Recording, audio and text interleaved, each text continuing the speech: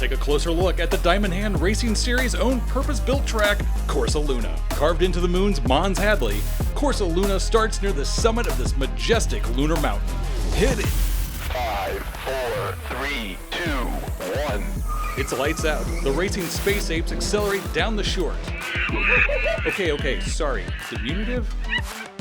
Past the statue, to the moon, and quickly into turn 1, a tight, left-handed 90-degree turn. Coming out of turn 1, the apes will give a blip of the throttle and have to get on the brakes quickly as Banana Chicane, named for the lone, life-giving banana tree growing on the surface of the moon, looms large in their windscreen. Hitting the Banana Chicane perfectly is crucial for a fast time here at Corsa Luna. The racing space apes then rocket onto Reactor Straight, the longest straight on the track and their first real chance of overtaking.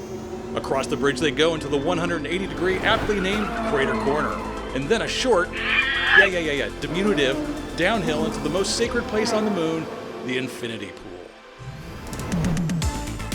Lined with giant diamonds formed by the mother of all short squeezes and casting a mysterious purple glow, this is the source of all ape power. Let's all computer share a moment of solemnity, please.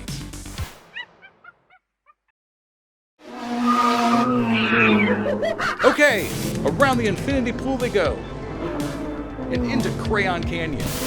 Please, I implore you, do not eat or snort the crayons. They are here for decoration only. Into Curva Finale and a sharp drop onto Rugpull Straight, one final chance to load up and make a pass as they cross the finish line for one trip down, Corsa Luna.